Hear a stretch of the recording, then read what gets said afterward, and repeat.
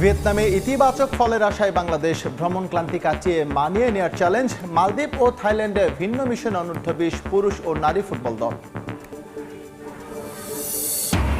বাংলাদেশের বিপক্ষে জুলাই আগস্টের হোম সিরিজ বাতিল করল আয়ারল্যান্ড। আর্থিক ও লজিস্টিক সংকটেই কারণ হিসেবে দেখাচ্ছে আইরিশরা, দাবি গণমাধ্যমের।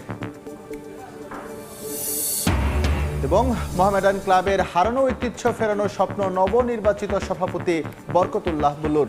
রাজনৈতিক প্রভাবমুক্ত পরিবেশ ও ক্যাসিনো দুর্নাম ঘোচানোর প্রত্যয়।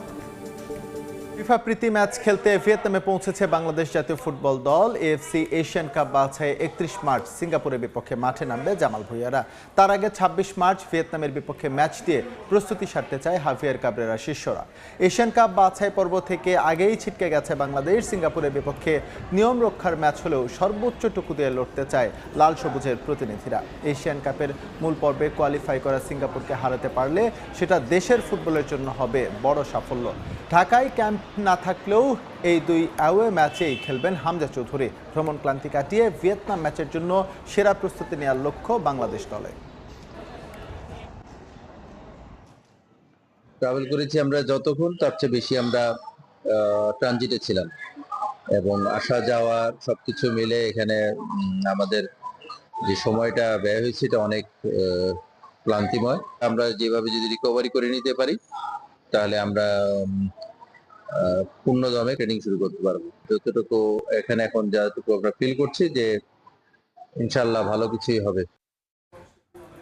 পরিবারের সঙ্গে ঈদের আনন্দ ত্যাগ করে থাইল্যান্ড গেল বাংলাদেশ অনূর্ধ্ব-20 নারী দল। বয়সভিত্তিক নারী এশিয়ান কাপে ভালো কিছু করার প্রত্যাশা আফিদা খন্দকারদের। এদিকে একই দিনে মালদ্বীপে গিয়েছে অনূর্ধ্ব-20 ফুটবল দল। যে কোনো মূল্যে সাফের শিরোপা ঘরে তুলতে চায় লাল সবুজ যুবারা।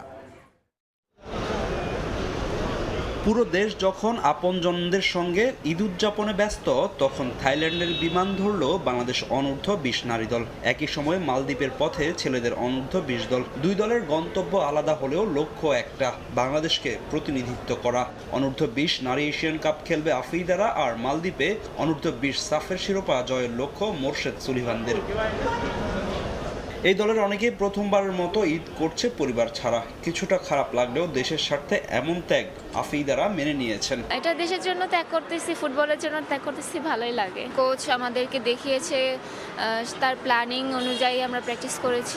যেহেতু আমাদের প্রতিপক্ষ হচ্ছে চায়না, থাইল্যান্ড, ভিয়েতনাম, তো চায়নার সাথে তো আমরা খেলেছি, আমাদের অভিজ্ঞতাটা আছে যথেষ্ট।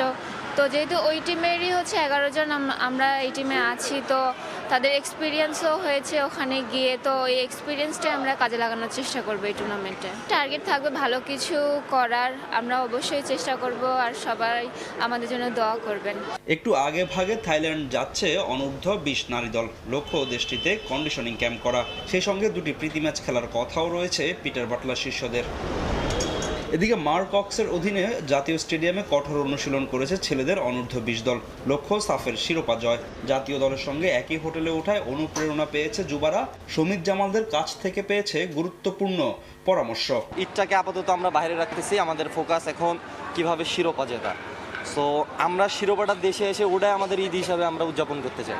সমিত ভাইরা সবাই আমরা একসাথে লবিতে অনেক আড্ডা দিছি, রুমে অনেক আড্ডা দিছি, এবং আড্ডার মাঝখানে আমরা ফোকাস দিছি আমরা কালকে যাব কিভাবে, কি করব না করব, এগুলো নিয়ে অনেকগুলো মজাই হয়েছে আমাদের। পুরো টিমের অবস্থায় অনেক ফুরফুরা, তারা অনেক উচ্ছ্বাসিত, তারা চায় ট্রফিটা নিয়ে দেশে ফিরে আমরা ঈদ যাপনটা করতে। গেল কয়েক বছরের তুলনায় এবার অনূর্ধ্ব-20 দলকে ধরা হচ্ছে বেশ শক্তিশালী। সুলিভান ব্রাদার্স ও ইব্রাহিম নেওয়াজদের মতো ফুটবলাররা বাড়িয়েছে দলের শক্তি। ফাহিম ইসলাম, সময় সংবাদ, ঢাকা।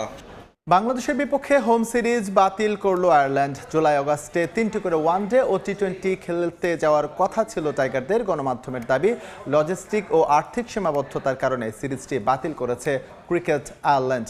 চলতি বছর জুড়ে ঘরের মাটিতে 3টি ওয়ানডে ও 3টি টি20 খেলবে বাংলাদেশ। এরপরে আয়ারল্যান্ড যাওয়ার কথা ছিল টাইগারদের। তবে আইরিশদের প্রকাশিত বার্ষিক সূচিতে নেই বাংলাদেশ সিরিজের নাম। পরে ক্রিকেট আয়ারল্যান্ডের কর্তার সঙ্গে কথা বলে জানা যায়, খরচ কমাতে এমন সিদ্ধান্ত নিয়েছে তারা। যদিও বিসিবির পক্ষ থেকে কোনো ধরনের বিবৃতি পাওয়া যায়নি। এই সিরিজ না হলে অজিতের বিপক্ষে সিরিজের পর ভারত সিরিজের জন্য প্রায় 1.5 মাস অপেক্ষা করতে হবে বাংলাদেশকে।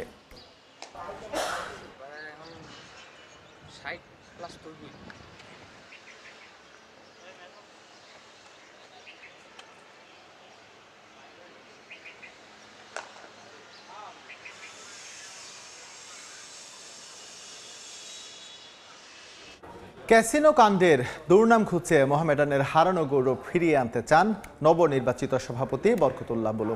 বিগত 17 বছরে ক্রীড়াঙ্গনকে যেভাবে একদলীয়করণ করা হয়েছে তা থেকে বের করে বিশ্ব দরবারে সম্মানের সঙ্গে দেশের ক্রীড়াকে প্রতিষ্ঠিত করতে চান তিনি। স্মরণ করেন দেশের ক্রীড়াক্ষেত্রে জিয়া পরিবারের অবদানের কথা। ঈদ উল ফিতরের শুভেচ্ছা জানিয়েছেন সকল মোহামেডান ভক্তদের। বিগত 17 বছর এই ক্রীড়াঙ্গনকে এক দলীয় ব্যবস্থার অধীনে নিয়ে একটি ক্লাবকে শুধু চ্যাম্পিয়ন করার জন্য অবৈধভাবে রেফারি কিনে প্লেয়ার কিনে এই একটি ক্লাবকে চ্যাম্পিয়ন করার ব্যবস্থা করেছে। ক্রীড়াঙ্গনের প্রতিটি ক্লাবে আপনার ক্যাসিনো জুয়া খেলার ব্যবস্থা ক্যাসিনোর ব্যবস্থা করেছে। অতএব এর থেকে মুক্তি এনে বাংলাদেশের এই ক্রীড়াঙ্গনকে আমরা চাই একটি দলীয় মুক্ত প্রভাব মুক্ত একটি ক্রীড়াঙ্গন। শহীদ প্রেসিডেন্ট জিয়া রহমানের স্বপ্ন এবং বেগম খালেদা জিয়া যেভাবে এই ক্রীড়াঙ্গনকে দেশের এগিয়ে নিয়ে গেছেন। খেলার সময় আরও থাকছে। ইংলিশ লিগ কাপের হাই ভোল্টেজ ফাইনালে মুখোমুখি আর্সেনাল ও ম্যানচেস্টার সিটি। শিরোপায় চোখ দুই দলের। শীর্ষস্থান মজবুত করতে রায়ো ভায়েকানের বিপক্ষে নামবে বার্সেলোনা। ইপিএলে পয়েন্ট টেবিলের 4-এ ওঠার সুবর্ণ সুযোগ হাতছাড়া করল লিভারপুল। ব্রাইটনের কাছে 2-1 গোলে হেরেছে অলরেড। হঠাৎ ছন্দ হারিয়েছে লিভারপুল। টানা ব্যর্থতায় টেবিলের শীর্ষ 4-এ থাকতে সংগ্রাম করতে হচ্ছে আর্নে স্লটের শিষ্যদের। ব্রাইটনের মাঠে জয় পেলে শীর্ষ 4-এ ফেরার সুযোগ ছিল, কিন্তু তা হেলায় হারালো তারা। নিজেদের মাঠে জায়ান্ট বধ করল ব্রাইটন। ম্যাচের মাত্র 14 মিনিটে ড্যানি ওয়েলবেকের গোলে লিড নেয় তারা। এরপর 30 মিনিটে লিভারপুল সমতায় ফিরলেও দ্বিতীয়ার্ধে জোড়া গোল পূরণ করেন ওয়েলবেক। ওই 2-1 ব্যবধানে দারুণ এক জয় নিশ্চিত করে ব্রাইটন, আর হতাশায় ডুবতে হয় অলরেডদের।